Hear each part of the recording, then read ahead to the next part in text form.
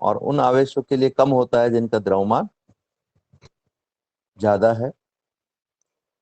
अगर हम इससे आगे बढ़े, आज हमारा नया टॉपिक है ओम का नियम। ओम्स लॉ जिसे हम अंग्रेजी में नाम से जानते हैं, ओम का नियम किसी चालक तार में प्रवाहित विद्युत धारा और उसके सिरों पर जो विभवांतर आरोपित किया जाता है उसके मध्य संबंध को बताता है।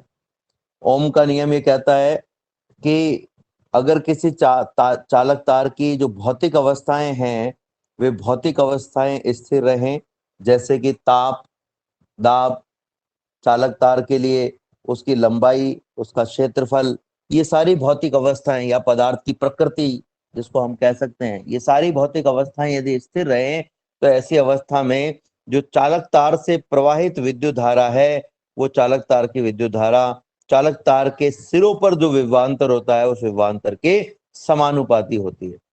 चालक तार से प्रवाहित विद्युत धारा चालक तार के सिरों पर उत्पन्न विभवांतर के, या हम कहें चालक तार के सिरों पर लगाए गए विभवांतर के समानुपाती होती है। अब देखो, देखने में या लिखने में हम अगर कहें तो हम इसको कुछ इस प्रकार से कह रहे हैं कि धारा इज प्रोपोर्शनल टू विभवांतर। ठीक है, विभवांतर यानी कि वोल्टेज। लेकिन जब आप इसको स्क्रीन पर देख रहे हो तो यहाँ पर दिखने में तो ऐसा लग रहा है कि हमें लिखना चाहिए I is proportional to we, लेकिन हमने इसे लिखा है वी इज प्रोपोर्शनल टू आई। इसका एक खास मकसद है। इसका खास मकसद क्या है तो वो भी मैं आपको यहाँ पर क्लेरिफाई करूंगा। हम जो कह रहे हैं उसी को हम एक बार वापस से रिपीट करेंगे कि किसी भी चालक तार की या किसी चालक की भौतिक अवस्थाएं जैसे ताप, क्षेत्रफल और उसकी लंबाई और उस पदार्थ की प्रकृति स्थिर रहे, नहीं बदले, तो ऐसी स्थिति में चालक तार से प्रवाहित विद्युत धारा का जो मान होता है वो उस चालक तार के सिरों पर लगाए गए विभवांतर के समानुपाती होता है। यानी विभवांतर का मान अगर आपने दुगुना कर दिया तो धारा का मान भी दुगुना हो जाएगा। अगर विभवांतर का मान आपने 4 गुना कर दिया तो विद्युत धारा का मान भी 4 गुना हो जाएगा। तो हम यहाँ पर ये देख सकते हैं कि मैं इसको लिख रहा हूं v इज प्रोपोर्शनल टू आई, लेकिन होना क्या चाहिए, सेंटेंस ये कह रहा है, सेंटेंस तो कह रहा है कि भाई जो आई है वो v के प्रोपोर्शनल है, लेकिन हम लिख रहे हैं v इज प्रोपोर्शनल टू आई। अभी आपको पता चल जाएगा क्यों हम लिख रहे हैं। तो जो हम लिख रहे हैं हम उसी से आगे बढ़ेंगे। ओम के नियम अनुसार हम ये कहेंगे कि चालक तार की जो विद्युत धारा है वो विभवांतर के समानुपाती है। इस हिसाब से हमें लिखना चाहिए I is proportional to we. अगर मैं यहाँ प्रोपोर्शनलिटी को हटाता तो प्रोपोर्शनलिटी को हटाने पर जो हमारे पास में कांस्टेंट आता, उस कांस्टेंट का जो मान है वो 1/r के बराबर होता है। नॉर्मली जब भी हम प्रोपोर्शनलिटी को हटाते हैं तो प्रोपोर्शनलिटी को हटाने पर हम एक ऐसी संख्या लेते हैं जो भिन्नात्मक नहीं होकर के सामान्य संख्या के रूप में होती है, सामान्य कांस्टेंट के रूप में होती है। लेकिन यहाँ पर ये भिन्नात्मक संख्या के रूप में, तो ये चीज है कि हम यहाँ थोड़ा सा अलग कर रहे हैं। इससे बचने के लिए इसे लिखा गया है v इज प्रोपोर्शनल टू आई, लेकिन होना क्या चाहिए था, ये I is proportional to v। ठीक है, तो ये आपको यहाँ पर ध्यान रखना है कि सेंटेंस में हम ये कह रहे हैं कि विद्युत धारा विभवांतर के समानुपाती है, लेकिन लिखते समय हम क्या कहेंगे, v इज प्रोपोर्शनल टू आई। यहाँ प्रोपोर्शनलिटी को हटाएंगे तो प्रोपोर्शनलिटी को हटाने पर एक स्थिरांक हमारे पास में आएगा। ये स्थिरांक जो है इसे हम आई आर से शो करते हैं। तो हम जो इक्वेशन है उसे हम इस प्रकार से लिख सकते हैं v बराबर आर आई। प्रोपोर्शनलिटी को हटाने पर आर आया है तो हम यहाँ पर कह सकते हैं कि जो आर है वो इस प्रोपोर्शनलिटी की वजह से आने वाला एक कांस्टेंट है जिसे समानुपातिक स्थिरांक कहा जाता है। सामान्यतः हम सभी उन स्थिरांकों को जो प्रोपोर्शनलिटी को यानी कि समानुपातिक चिन्ह को हटाने पर प्राप्त होते हैं समानुपातिक स्थिरांक कहते हैं, लेकिन यहाँ पर आर को एक स्पेशल नाम भी दिया गया है। इसे हम प्रतिरोध के नाम से जानते हैं, रेजिस्टेंस के नाम से जानते हैं।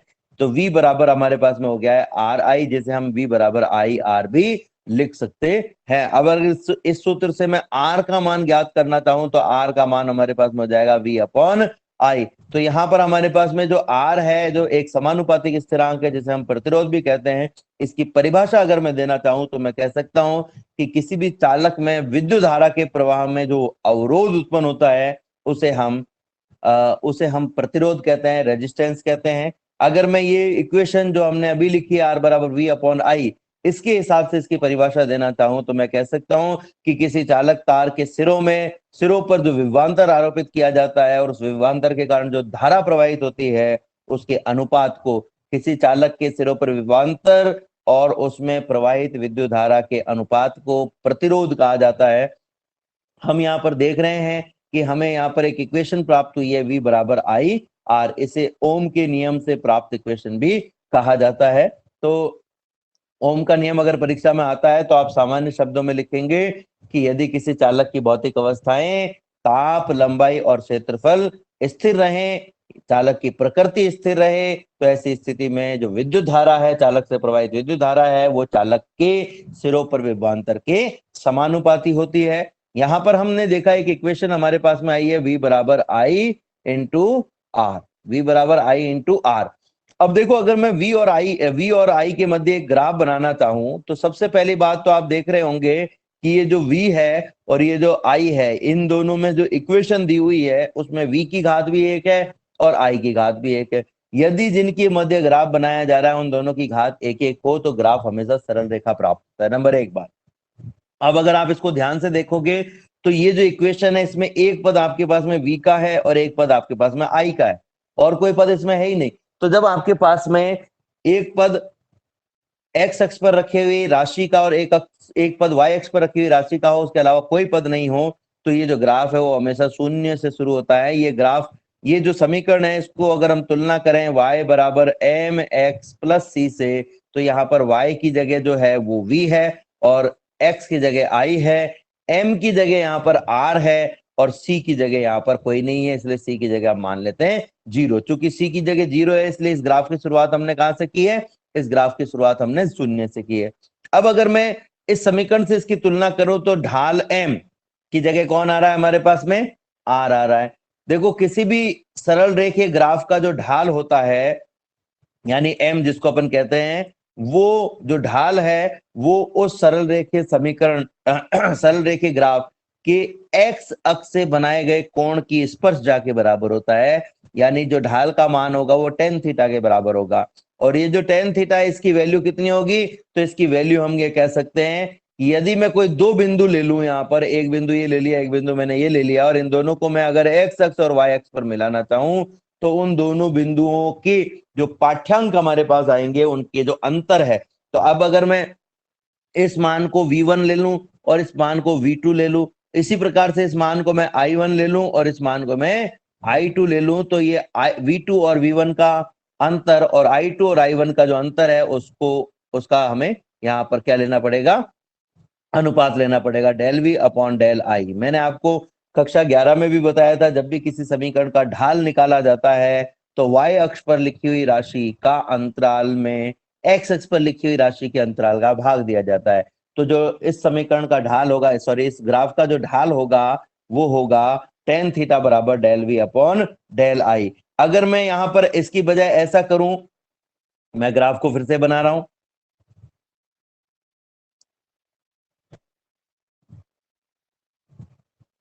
ये ग्राफ मैंने फिर से बना दिया है। ग्राफ जो है वो एक सरल रेखा प्राप्त हुआ है I और V के बीच में और ये हमारे पास में थीटा है तो ये हो गया tan थीटा।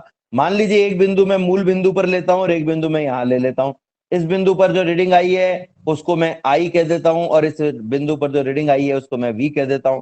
मूल बिंदु पर तो 0 0 होता ही है, तो अब अगर मैं अंतराल लेना चाहूं V के दो मानों में, तो एक मान तो हो गया V और दूसरा हो गया 0। डेल V जो हम लेते हैं उसका मतलब होता है V के दो मानों का अंतर, और नीचे अगर हम डेल आई लेना चाहे तो इसके दो मानों का अंतर हम लें तो एक मान तो हो गया आई और दूसरा हो गया 0, तो ये हमारे पास में आ जाएगा V अपॉन आई। तो इसका जो ढाल है वो V अपॉन आई भी हो सकता है और del V upon del I भी हो सकता है। V अपॉन आई हम सब जानते हैं, अभी थोड़ी देर पहले हमने पढ़ा था R के बराबर होता है। तो हम ये कह सकते हैं कि इस ग्राफ का जो ढाल है यानी कि जो थीटा के लिए हमने स्पर्शजा का मान निकाला है tan थीटा, जिसका मान हमारे पास में V अपॉन आई के बराबर आ रहा है, इसको ही हम प्रतिरोध कह सकते हैं। तो हमारे पास में प्रतिरोध की एक परिभाषा जो है वो आई थी कि किसी आवेश के प्रवाह में, किसी चालक में, सॉरी हाँ आवेश के प्रवाह में कह दो या विद्युत धारा के प्रवाह में कह दो, किसी चालक में किसी विद्युत धारा के प्रवाह में, किसी चालक में विद्युत धारा के प्रवाह में उत्पन्न अवरोध को हम प्रतिरोध कहते हैं। दूसरी परिभाषा हमने देखी कि किसी चालक के सिरों पर विभवांतर और विद्युत धारा का जो अनुपात है उसे हम प्रतिरोध कहते हैं। अब एक तीसरी परिभाषा हमारे पास में यहां से आ सकती है कि किसी भी चालक के लिए वोल्टता और धारा के मध्य ग्राफ का ढाल, किसी भी चालक में वोल्टता तथा धारा के मध्य ग्राफ का जो ढाल है उसे हम प्रतिरोध कहते हैं। और ये एक तरीके से न्यूमेरिकल में भी काम आ सकता है। मान लीजिए आपको एक ग्राफ दिया हुआ और ये कोण का मान दिया हुआ और कहा कि मान लीजिए इस चालक के लिए जिसके लिए ग्राफ दिया हुआ है उसके लिए आई से जो कोण बन रहा है उसका मान लीजिए 30 डिग्री है, तो प्रतिरोध का मान ज्ञात कीजिए। तो हम कहेंगे भाई प्रतिरोध बराबर tan ऑफ 30 डिग्री, प्रतिरोध बराबर tan ऑफ 30 डिग्री। तो tan 30 का जो मान है वो होता है 1/√3। तो इस प्रकार से हम r की वैल्यू ज्ञात कर सकते हैं। अब ये भी आपको ध्यान रखना है कि ये जो कोण है वो x अक्ष यानी कि I से होना चाहिए, y अक्ष यानी कि v से नहीं होना चाहिए। तो इस तरीके से हम प्रतिरोध का मान ज्ञात कर सकते हैं। छोटे से टॉपिक हैं, अभी हम जो आगे बढ़ेंगे उनमें। तो प्रतिरोध की अगर हम बात करें तो प्रतिरोध जो है वो एक अदिश राशि है। प्रतिरोध का अगर हम मात्रक की बात करें तो प्रतिरोध का जो मात्रक है वो हम ज्ञात कर सकते हैं। यहां से हमने देखा R बराबर हमारे पास में आया है V/I। तो V का जो मात्रक है वो होता है वोल्ट और जो I है उसका मात्रक होता है एम्पियर। तो हम क्या कह सकते हैं, प्रतिरोध का मात्रक होगा वोल्ट/एम्पियर। और ओम ने प्रतिरोध के लिए एक नियम दिया है जिसको हम ओम का नियम कहते हैं। तो उनके सम्मान में इसको एक और मात्रक दिया गया है, प्रतिरोध का एक मात्रक है ओम, जिसे कुछ इस प्रकार से बनाया जाता है। ये ओम बनाने का तरीका है हमारे पास में। तो दो मात्रक हमारे पास में आ गए प्रतिरोध का, एक हो गया वोल्ट/एम्पियर और दूसरा हो गया है ओम। अगर हम बात करें इन दोनों में संबंध की तो हम कहेंगे 1 वोल्ट/एम्पियर बराबर होता है 1 ओम। 1 वोल्ट/एम्पियर बराबर 1 ओम होता है, यानी कि वोल्ट/एम्पियर का दूसरा नाम ही ओम है। तो जहां पर भी ओम मात्रक आता है उसकी जगह आप वोल्ट/एम्पियर लिख सकते हो, या जहां पर वोल्ट/एम्पियर आता है उसकी जगह आप ओम मात्रक लिख सकते हो। अब अगर मैं प्रतिरोध की बात करूं तो प्रतिरोध की विमा की हम बात करें तो प्रतिरोध की विमा जो है वो होगी R बराबर V/I से। हमें V की विमा लेनी है और I की विमा लेनी है। अब अगर आपको V की विमा सीधे याद है जो कि M1L2T-3A-1 होती है और I की विमा A1 होती है तो ठीक है। अगर आपको V की विमा सीधे याद नहीं है तो आप ये सूत्र काम में ले सकते हो। V बराबर एक सूत्र होता है W/Q। अब V बराबर W/Q होता है अपन सब जानते हैं। अब देखो यहां से अगर मैं निकालना चाहूं तो मैं कह सकता हूं V बराबर W, Q बराबर होता है I इंटू T, विद्युत धारा इंटू समय अंतराल। अब देखो W जो है वो है एक प्रकार हम सब जानते हैं कार्य की विमा और ऊर्जा की विमा सेम होती है। तो ऊर्जा की विमा होती है M1L2T-2। और नीचे अगर हम देखें तो I है यानी विद्युत धारा है तो इसकी विमा हो गई A1, T है इसकी विमा हो गई T1। इन दोनों को ऊपर लेके चले जाओ, ऊपर लेके चले जाएंगे हम तो हमारे पास में क्या आ जाएगा देखते हैं। हमारे पास में आ जाएगा M1 ऑलरेडी ऊपर है, L2 ऑलरेडी ऊपर है, T की पावर -2 ऊपर है हमारे पास में, A की पावर -1 और T की पावर -1। A की पावर 1 और T की पावर 1 का जो साइन है ऊपर जाकर के चिन्ह चेंज हो गया है। अब अगर हम इसको यहाँ से फिर से लिखना चाहें तो हम लिख सकते हैं M1L2। T के यहाँ पर दो मान है, T की पावर -2 और T की पावर -1, दोनों का आधार समान है तो दोनों की घातें जुड़ जाएंगी। तो T की पावर हो जाएगा हमारे पास में -3 और A की पावर -1। इस प्रकार से अगर आपको विभवांतर का विमा नहीं पता है तो आप विभवांतर की विमा भी ज्ञात कर सकते हैं, क्योंकि बहुत सारी विमाएं हैं तो कई बार आपको याद नहीं भी रहती हैं। कोई दिक्कत वाली बात नहीं है, नहीं याद रही है तो आप इस तरीके से निकाल सकते हो। तो हमारे पास में अगर हम यहाँ विमा निकालना चाहें तो V की विमा आ गई है M1L2T-3 और A की पावर -1। और नीचे हमें लिखनी है I यानी विद्युत धारा की विमा। तो विद्युत धारा तो खुद ही मूल राशि है जिसकी विमा A1 होगी, इसको ऊपर लेके चले जाओ तो आपके पास में आ जाएगा M1L2T-3 A की पावर -1 इंटू A की पावर -1। हम यहाँ देख सकते हैं कि A के दो मान दिए हुए हैं तो आधार समान है, घाते जुड़ जाएंगे। M1L2 टी माइनस 3 ए की पावर -1 ए की पावर -1, आधार समान है दोनों का, ए है, घातें जुड़ गई, -1 -1 -2 हो गया। तो आपके पास में आ गया m1l2 t माइनस 3 ए की पावर -2। इस प्रकार से हम जो है यहाँ पर ये मान ज्ञात कर सकते हैं। ठीक है, तो हमारे पास में यहाँ पर आर की विमा भी आ गई है, आर की परिभाषा भी आ गई है, आर का मात्रक भी आ गया है। हम यहाँ पर अगर आर का जो इक्वेशन है यानी प्रतिरोध का जो इक्वेशन है उसको ध्यान से देखें तो वो है हमारे पास में आर बराबर वी अपॉन आई। अब देखो अगर वी का मान 1 वोल्ट हो, ठीक है, और आई का मान 1 एम्पियर हो, तो बच्चों मुझे बताओ कि आर का मान कितना आएगा? बहुत सरल सा प्रश्न है ये। 1 ओम। 1 ओम आएगा, डेफिनेटली 1 ओम आना चाहिए। ठीक है, 1 तो ओम। हमारे पास में आर का मान कितना आ गया? 1 ओम। तो 1 ओम की परिभाषा मैं यहीं से दूंगा। अगर मान लो परीक्षा में आती है कि 1 ओम की परिभाषा लिखिए, तो हम क्या लिखेंगे? हम कहेंगे यदि किसी चालक तार के सिरों पर 1 वोल्ट का विभवांतर आरोपित करने पर उससे 1 एम्पियर की धारा प्रवाहित होती हो, तो तो समझ जाइए कि उस चालक तार का जो प्रतिरोध है वो 1 ओम होगा। यदि किसी चालक तार के सिरों पर 1 वोल्ट का विभवांतर आरोपित करने पर चालक से प्रवाहित विद्युत धारा 1 एम्पियर हो, तो चालक का प्रतिरोध 1 ओम होगा। या हम ये कह सकते हैं कि 1 ओम उस चालक का प्रतिरोध होता है जिस चालक के सिरों पर 1 वोल्ट का विभवांतर आरोपित करने पर उससे 1 एम्पियर विद्युत धारा प्रवाहित होती है। तो इस प्रकार से हम जो है वो 1 ओम की परिभाषा यहाँ पर दे सकते हैं। आप देख रहे हो कि अभी जो भी हम चीजें ज्ञात कर रहे हैं वो बहुत छोटे छोटे से टॉपिक्स के रूप में है। तो ये हमारे पास में परीक्षा में सीधे प्रश्न भी आ जाते हैं। ओम का नियम लिखिए, 1 ओम की परिभाषा दीजिए, प्रतिरोध का मात्रक क्या है, प्रतिरोध की विमा लिखिए, या कभी कभी ये हमारे पास में न्यूमेरिकल में या किसी डेरिवेशन में भी उपयोग में लेने में काम में आ जाते हैं। इससे आगे अगर हम बढ़े तो हम यहाँ पर एक नई चीज पढ़ेंगे, अब प्रतिरोधकता। अब देखो यहाँ पर कभी कभी क्या होता है, आप लोग कंफ्यूज हो जाते हो, ध्यान से समझना। कोई भी चालक जो है जो प्रतिरोध उत्पन्न करता है उसको हम कहते हैं प्रतिरोध। क्या कहते हैं उसे? प्रतिरोधक। ठीक है, और ये जितना अवरोध उत्पन्न करता है उसे हम कहते हैं प्रतिरोध। तो जो प्रतिरोध है ना वो किसी पदार्थ का नाम नहीं है, पदार्थ का नाम तो प्रतिरोधक है। जो प्रतिरोध उत्पन्न कर रहा है उसका नाम तो प्रतिरोधक है, लेकिन ये जो इसमें अवरोध उत्पन्न करने का गुण है वो कितना है, ज्यादा है या कम है, उसे जिस राशि से हम जानते हैं उसे हम कहते हैं प्रतिरोध। अब हमारे पास में एक नई राशि आ रही है, प्रतिरोधकता।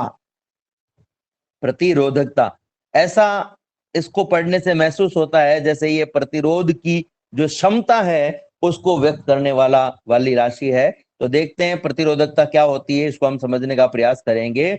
अगर प्रायोगिक रूप से प्राप्त हुए तथ्यों की हम बात करें तो प्रायोगिक रूप से कुछ तथ्य हमें प्राप्त हुए हैं। ये देखा गया है कि किसी भी चालक तार की लंबाई में यदि परिवर्तन कर दिया जाए, यानी कि लंबाई को बढ़ा दिया जाए, तो आप डेफिनेटली समझ सकते हो कि चालक तार की लंबाई अगर ज्यादा है तो ऐसी स्थिति में चालक तार से जो इलेक्ट्रॉन एक से दूसरे स्थान पर प्रवाहित होंगे उनको ज्यादा अवरोध का सामना करना पड़ेगा।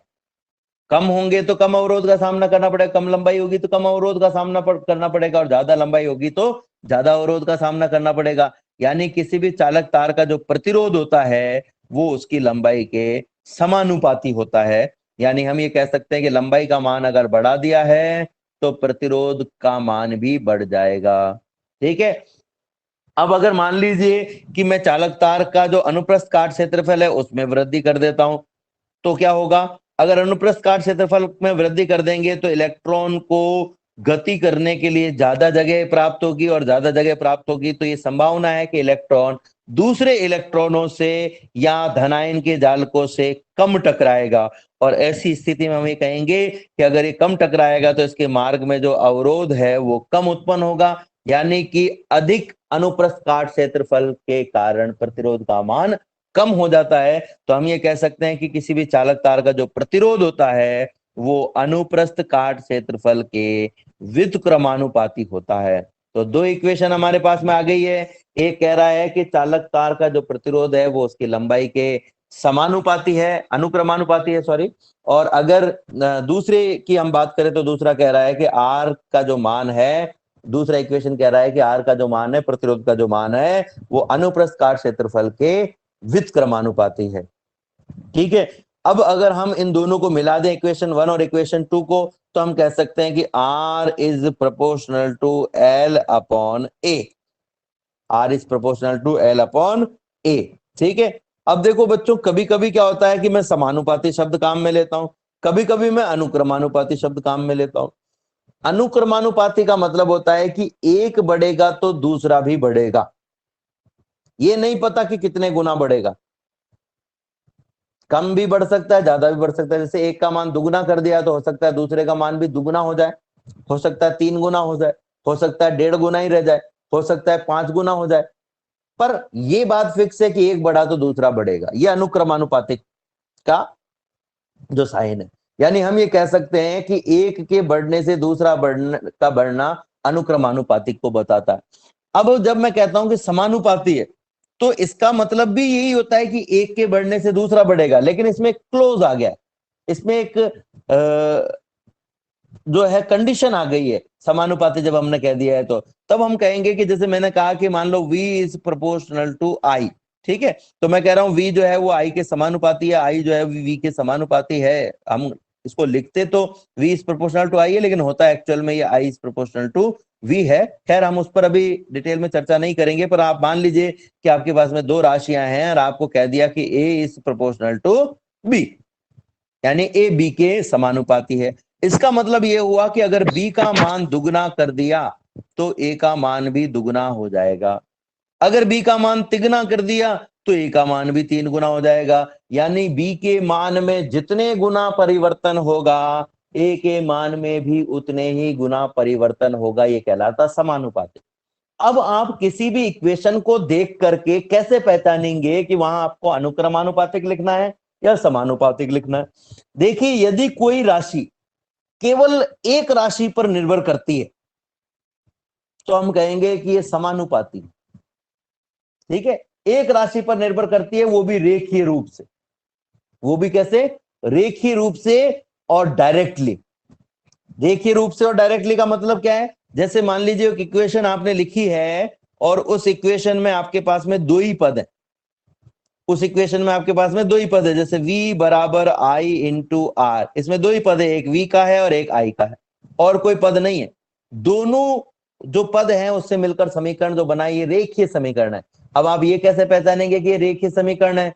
तो जब जिनके मध्य हम संबंध बता रहे हैं उन दोनों की घात अगर एक एक हो, अगर उन दोनों की घात एक एक हो और उसके अलावा जो राशियां हैं वो सारी कांस्टेंट हो, तो इसको अपन कहेंगे रेखीय समीकरण। जैसे v और i दोनों की घात एक एक है और v और i के अलावा यहां पर है r, ये कांस्टेंट है, तो इसको हम कहेंगे रेखीय समीकरण। ठीक है।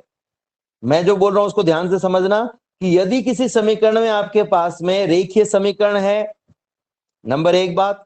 दूसरी बात, उस समीकरण में केवल उन राशियों के ही पद हैं जिन राशियों के मध्य आप संबंध बता रहे हो। जैसे v और i के मध्य बता रहे हो तो v और i का ही पद है, इसमें और कोई पद नहीं है। तीसरी बात कि v और i के अलावा जो भी राशियां हैं वो सारी कांस्टेंट होनी चाहिए। तो देखो r भी, r है यहां पर, ये कांस्टेंट है, तब हम कहेंगे कि जो v है और i है इनमें समानुपाती का संबंध होगा। इसके अलावा अगर मैं ये कहूं कि v और i इन दोनों के मध्य जो संबंध है उसमें v i के अलावा किसी और राशि पर भी निर्भर करता है, या हम कहें i v के अलावा किसी और राशि पर भी निर्भर करता है, तो ये जो संबंध है ये संबंध समानुपाती का नहीं रह जाता।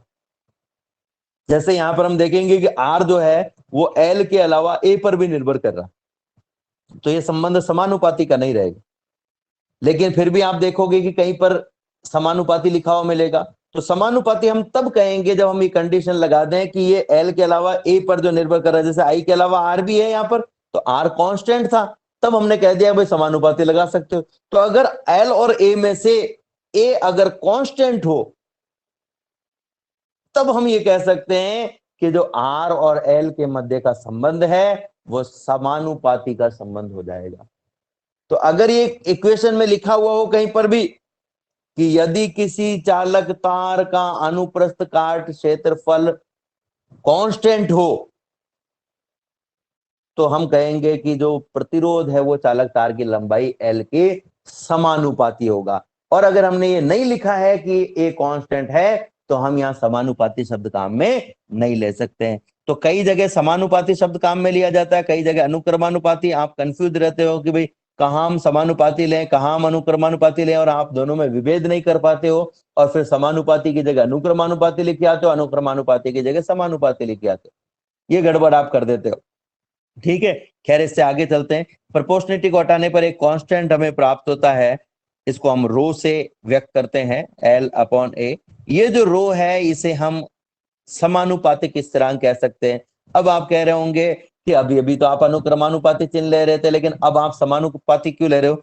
हम ये कह रहे थे कि आर एल के अनुक्रमानुपाती है, आर ए के व्युत्क्रमानुपाती है। लेकिन जब हमने कहा कि R is proportional to L upon A, तो L अपॉन ए को अगर मैं एक राशि मान लू तो हम कहेंगे यहां पर हमारे पास में जो R है वो इस केवल एक राशि L अपॉन ए पर निर्भर कर रहा है।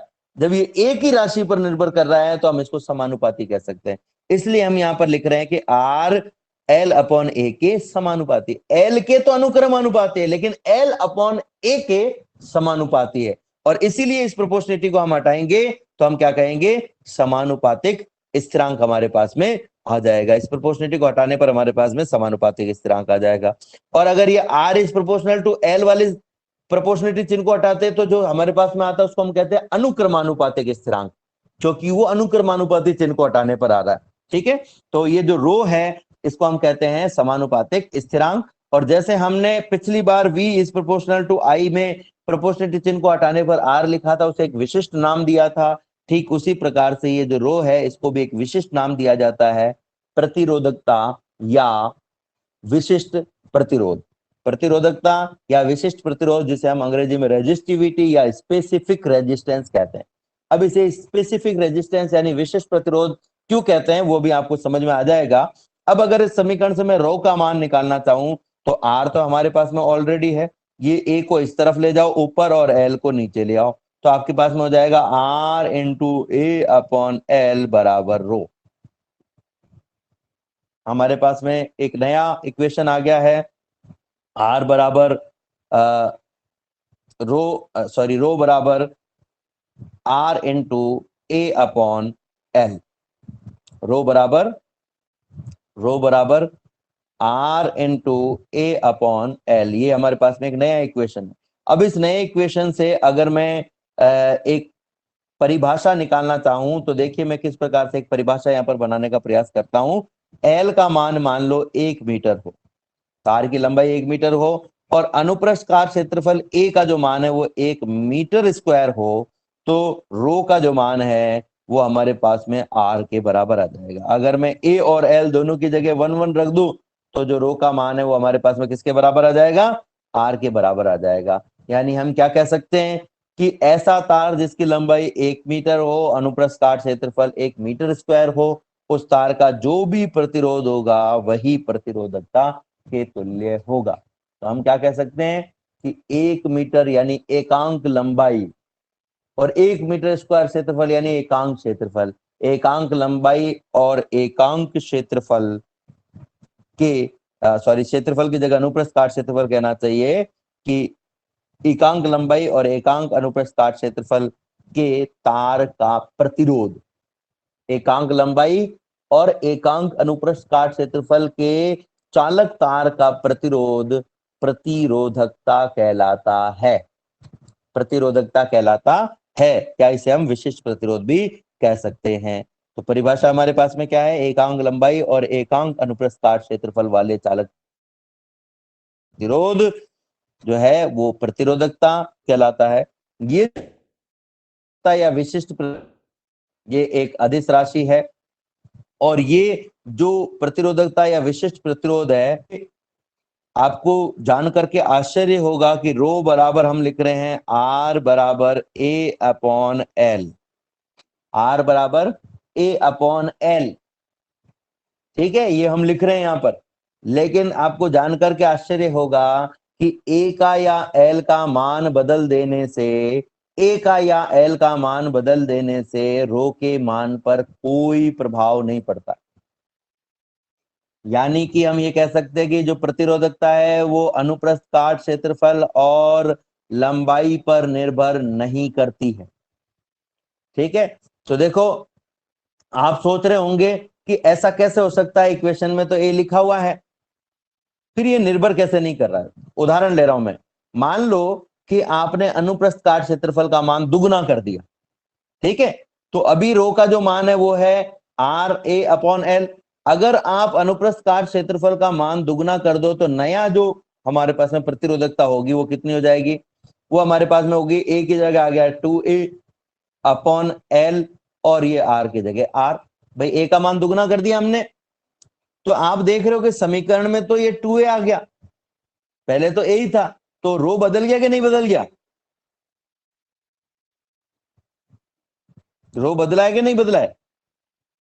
भाई अगर हम अनुप्रस्थ काट क्षेत्रफल को दुगना कर दें, यानी ए की जगह 2a रख दें, तो रो का मान चेंज हो गया कि नहीं हो गया। सुन रहे हो मुझे आप लोग, जवाब दें। Yes sir. चेंज हो गया है, तो फिर भी मैं कह रहा हूं कि भाई ये ए पर निर्भर नहीं कर रहा है।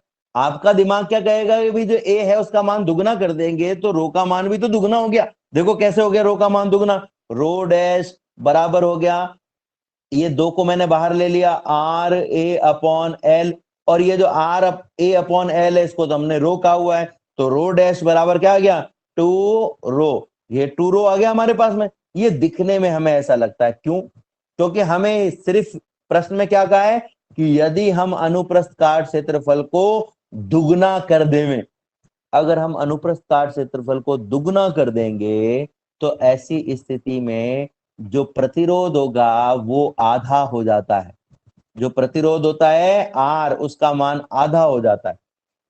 तो देखो ये प्रश्न में लिखा हुआ नहीं मिलेगा आपको कि प्रतिरोध का मान आधा हो जाता है, ये आपको याद रखना पड़ेगा क्योंकि हमने पढ़ा था R is proportional to 1 upon A. तो अगर ए का मान मैंने दुगना कर दिया तो आर का मान अपने आप ही आधा हो जाएगा। तो अब देखो हमारे पास में क्या आ गया, प्रश्न में क्या लिखा हुआ है कि यदि अनुप्रस्थ काट क्षेत्रफल को दुगना कर दिया जाए, कर दिया भाई दुगना, लेकिन ये जो आर है इसका मान कितना हो जाएगा, हमें प्रश्न में नहीं लिखा है लेकिन हमें पता है कि आर का मान ए का मान दुगना करने से आधा हो जाता है, ये आधा कर दिया। अब देखो ये 2 से 2 कट गया, तो रो बराबर क्या आ गया वापस से हमारे पास में आर ए अपॉन एल आ गया। इसी प्रकार से अगर हम देखें कि हमारे पास में रो का जो मान है वो होता है, रो का जो मान है वो हमारे पास में होता है आर ए अपॉन एल। ए है जो एल है उस एल का मान दुगना कर दो तो क्या फर्क पड़ेगा, हम कहेंगे भाई रो बराबर हो जाएगा हमारे पास में ए अपॉन 2l, ये 2l कर दिया हमने। तो यहां पर हमें प्रश्न में लिखा है कि यदि किसी तार की लंबाई को दुगना कर दिया जाए तो प्रतिरोधकता पर क्या प्रभाव पड़ेगा। यहां पर केवल लंबाई के बारे में लिखा हुआ है, लेकिन आपको पुराने नियम पर जाना पड़ेगा और खुद से आपको समझना पड़ेगा कि क्या लंबाई को बढ़ाने से प्रतिरोध भी चेंज होगा। तो हम कहेंगे R is proportional to L होता है, यानी कि अगर लंबाई का मान दुगना कर दिया और चूंकि ए के मान में कोई परिवर्तन किया ही नहीं है तो आर का मान कितना हो जाएगा हमारे पास में, आर का मान भी दुगना हो जाएगा, यानी ये हो जाएगा 2r। ये 2 से 2 कैंसिल हो गया, ये 2 से 2 कैंसिल हो गया, तो आपके पास में फिर से क्या आ गया, आर बराबर ए अपॉन एल।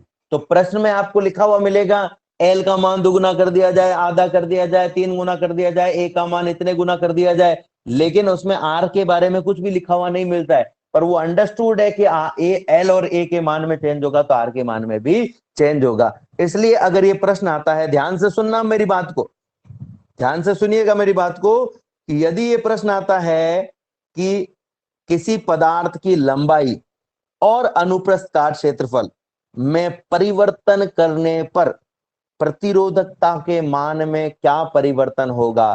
तो आप लिखेंगे चालक तार की प्रतिरोधकता लंबाई और अनुप्रस्थ काट क्षेत्रफल पर निर्भर नहीं करती है, इसलिए चालक तार की प्रतिरोधकता पर कोई प्रभाव नहीं पड़ेगा। अब इसका एक कारण और है, क्योंकि प्रतिरोधकता की जब हमने परिभाषा दी उस समय हमने लंबाई को पहले ही फिक्स कर दिया कि 1 मीटर होगी, अनुप्रस्थ काट क्षेत्रफल को पहले ही फिक्स कर दिया कि 1 मीटर स्क्वायर होना चाहिए।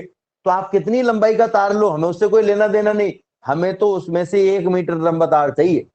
अब कितना ही मोटाई का तार लो, हमें उससे कोई लेना देना नहीं है, हमें तो उसमें से उस तार का इतना बड़ा भाग चाहिए जिसका अनुप्रस्थ काट क्षेत्रफल 1 मीटर स्क्वायर हो और एक लंबाई जो है 1 मीटर हो। क्योंकि लंबाई और अनुप्रस्थ काट क्षेत्रफल को हम ऑलरेडी परिभाषा में फिक्स कर चुके हैं, इसलिए हम कहेंगे प्रतिरोधकता पर इसका कोई प्रभाव नहीं पड़ेगा। अब देखो, इसी प्रश्न को मैं चेंज कर रहा हूं, ध्यान से समझना, मैं यहां सॉल्व करके बता रहा हूं। इस प्रश्न को परीक्षा में बहुत बार ये प्रश्न आता है। प्रश्न लिख रहा हूं मैं पहले और उसके बाद में हम इसको सॉल्व करेंगे। तो हमारा जो प्रश्न है वो एक्चुअल में तो 2 प्रश्न है, लेकिन मैं इसको एक ही में लिख रहा हूं। प्रश्न क्या है? किसी चालक तार की लंबाई को आधा और अनुप्रस्थ काट क्षेत्रफल, शॉर्ट में लिख दिया है मैंने, को दुगुना कर दिया जाए तो पर क्या प्रभाव पड़ेगा? ठीक है, यहां मैंने डैश डैश लिखा है, तो डैश डैश में क्या होगा? इसमें प्रतिरोध भी लिखा हुआ आ सकता है, इसमें प्रतिरोधकता भी लिखा हुआ आ सकता है। अब अगर मान लो प्रश्न ऐसा है कि किसी चालक तार की लंबाई को आधा और अनुप्रस्थ काट क्षेत्रफल को दुगना कर दिया जाए तो प्रतिरोधकता पर क्या प्रभाव पड़ेगा? अगर ये लिखा आ जाए कि किसी चालक तार के अनुप्रस्थ काट क्षेत्रफल को, जो चालक तार है उसका अनुप्रस्थ काट क्षेत्रफल जो है उसको दुगना कर दिया जाए और लंबाई को आधा कर दिया जाए तो प्रतिरोधकता पर क्या प्रभाव पड़ेगा? डैश डैश जो लिखा उसमें प्रतिरोधकता लिखा आ जाए उस पर क्या प्रभाव पड़ेगा, ये प्रश्न आ जाता है।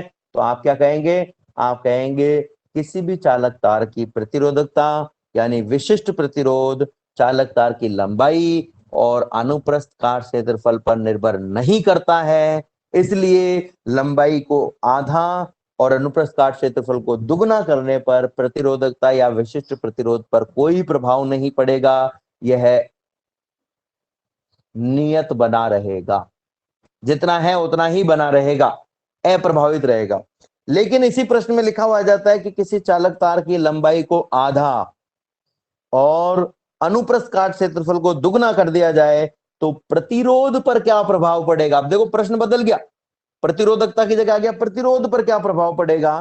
तो फिर हमें क्या करना है? तो हम यहां पर अब इसे सॉल्व करेंगे, क्योंकि जो प्रतिरोध है वो लंबाई पर और अनुप्रस्थ काट क्षेत्रफल पर निर्भर करता है, प्रतिरोधकता निर्भर नहीं करती है, प्रतिरोध निर्भर करता है। तो देखते हैं हमारे पास में समीकरण क्या है, वो समीकरण से हम सॉल्व करेंगे। तो हम कहेंगे प्रारंभिक स्थिति में जो प्रतिरोध है R, उसका मान है रो L अपॉन A। ठीक है, ये प्रारंभिक स्थिति में है, ठीक है ना। अब जैसे ही हमने L का जो मान है उसको आधा कर दिया, L बटा 2 कर दिया, और जो A है उसके मान को दुगना कर दिया, 2A कर दिया, तो जो नया R है उसको हम कह देते हैं R डैश, उसका मान कितना हो जाएगा? तो हम कहेंगे भाई देखो, लंबाई को और अनुप्रस्थ काट क्षेत्रफल को चेंज करने से रो पर तो कोई प्रभाव पड़ता ही नहीं है, तो रो ही रहेगा, ठीक है। और L की जगह क्या आ जाएगा? L बटा 2। A की जगह क्या आ जाएगा? 2A। इसको हम क्या लिख सकते हैं? R डैश बराबर रो L बटा 2, ये 2 नीचे आ गया है और 2A तो ऑलरेडी नीचे है ही हमारे पास में, तो ये क्या आ गया हमारे पास में? R डैश बराबर रो L अपॉन 4A। ठीक है, अब अगर इसमें से मैं इसको लिखना चाहूं तो मैं लिख सकता हूं R डैश बराबर 1 अपॉन 4 रो एल अपॉन ए। ये जो रो एल अपॉन ए है, इसको अगर आप ऊपर से देखो तो आर के बराबर है, तो आपके पास में क्या आ गया, 1/4 इंटू आर। यानी कि जो नया प्रतिरोध है वो पुराने प्रतिरोध का चौथाई हिस्सा हो जाएगा, 1/4 गुना हो जाएगा, या हम कहें चौथाई हो जाएगा। तो जो प्रतिरोध है वो इस प्रकार से प्रभावित हो जाएगा। तो अगर प्रश्न में प्रतिरोध लिखा हुआ आता है तो आप इस पूरी इक्वेशन को सॉल्व करें। लेकिन अगर प्रश्न में प्रतिरोधकता आता है तो आप इसे सॉल्व नहीं करें, आप डायरेक्टली लिख दें कि ये लंबाई पर और अनुप्रस्थ काट क्षेत्रफल पर निर्भर नहीं करता है। अब आप गलती क्या करते हो, इतना बताने के बाद में भी एग्जाम में आप गलती क्या करते हो, गलती ये करते हो कि एग्जाम में प्रश्न आता है किसी चालक तार का की लंबाई को आधा और अनुप्रस्थ काट क्षेत्रफल को दुगुना करने पर प्रतिरोधकता पर क्या प्रभाव पड़ेगा। तो आप इक्वेशन लिखते हो रो बराबर R into A upon L, और आप इसमें ए और एल का मान रखना शुरू कर देते हो। रो बराबर आर, ए का जो मान है वो हमारे पास में कहा है दुगुना हो जाएगा, एल का जो मान है वो कहा है आधा हो जाएगा। इस तरीके से आप इसे सॉल्व करना शुरू कर देते हो और ये गलत हो जाता है। देखो हमने जब आर को सॉल्व किया था तब भी हमने एल और ए को कंसिडर नहीं किया था कि भाई एल का मान कितना हुआ है और ए का मान कितना हुआ है। हमने इस रो को भी कंसिडर किया था, हमने कहा था भाई रो पर कोई प्रभाव नहीं पड़ेगा, इसलिए रो को रो लिखा है। यहां पर आप क्या गलती करते हो कि जब आप इसे सॉल्व करते हो, मान लो आप सॉल्व करने भी बैठ गए, सपोज सॉल्व करने भी बैठ गए, तो आप इस आर को भी कंसिडर करो कि भाई आर पर क्या प्रभाव पड़ेगा। हम कहेंगे कि सबसे पहले हमने लंबाई को आधा किया है तो प्रतिरोध का मान आधा हो गया, प्रतिरोध का जो मान है वो आधा हो गया। क्यों? क्योंकि आर पर ही डिपेंड करता है, आधा हो गया। लंबाई को आधा किया है तो प्रतिरोध भी आधा हो गया। फिर ए पर भी ये डिपेंड करता है, ए का मान दुगुना किया तो प्रतिरोध का मान कितना हुआ, और आधा हो गया। आधे का और आधा हुआ है ना, 1 ये r/4 हो गया, तो यहां पर लिखो r/4। अब इसको सॉल्व करो तो आपके पास में वापस होगा वही आ जाएगा। पर इतना आपको जंजाल करने की जरूरत है ही नहीं, सीधा सा आप तो ध्यान रखें कि अगर आता है कि प्रतिरोधकता पर क्या प्रभाव पड़ेगा तो आपको लिख देना है कोई प्रभाव नहीं पड़ेगा। लेकिन जब ये एल पर और ए पर निर्भर नहीं करता है प्रतिरोधकता का मान, तो फिर ये किस पर निर्भर करता है। तो प्रतिरोधकता का जो मान है वो ताप पर निर्भर करता है और पदार्थ की प्रकृति पर निर्भर करता है, पदार्थ की प्रकृति पर और ताप पर निर्भर करता है। प्रतिरोधकता जो है वो एक अदिश राशि है, जैसे प्रतिरोध एक अदिश राशि है। अब अगर इसके मात्रक की हम बात करें तो जो प्रतिरोधकता का मात्रक होता है, हम यहां से देख रहे हैं रो बराबर R into A upon L हमारे पास में है। रो बराबर आर का जो मात्रक है वो हो गया ओम, ठीक है, ए का जो मात्रक है वो हो गया मीटर का स्क्वायर, और एल का जो मात्रक है वो हो गया मीटर।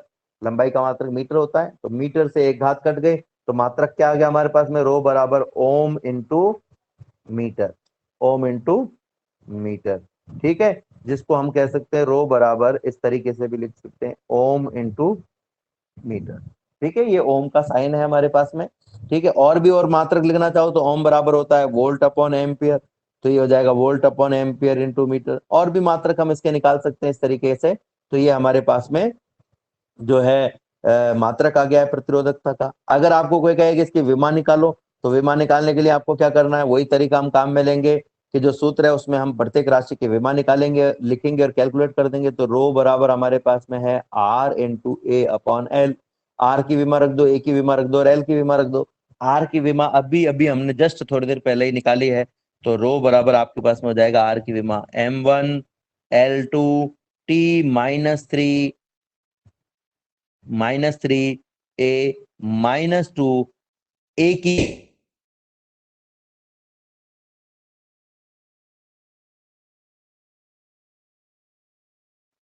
तो हम यहां से देखें तो रो हमारे पास में जो है वो हो जाएगा रो बराबर M⁻1 L⁻2 T⁻⁻3 A⁻⁻2, ठीक है। और L⁻2 ऑलरेडी ऊपर है, L⁻1 जो है वो ऊपर चला गया तो -1 हो गया। आपके पास में आ जाएगा रो बराबर M⁻1 L की पावर देखते हैं 2 हमारे पास में ऑलरेडी था, एक और 2 आ गया तो L⁻2 और 2 4 हो गया, और एक -1 आ गया तो 3 रह गया। इन तीनों का आधार समान है, घाते जुड़ जाएंगे, 2 और 2 4 और -1, यानी कि हो गया 3।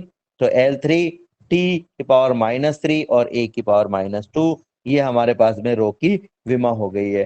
तो रो की विमा भी हम ज्ञात कर सकते हैं इस तरीके से। आप देख सकते हो रो की विमा हमने यहाँ पर भी ज्ञात की है। ये रो की विमा है। रो की विमा बराबर R/A, R × A/L की विमा। R की विमा m1L2t−3 a−2 है, A की विमा L2 है और L की विमा L1 है। इसको ऊपर लेके जाएंगे तो कुछ इस तरीके से हमारे पास आएगा m1L2t−3 a⁻², L⁻2 × L⁻⁻1।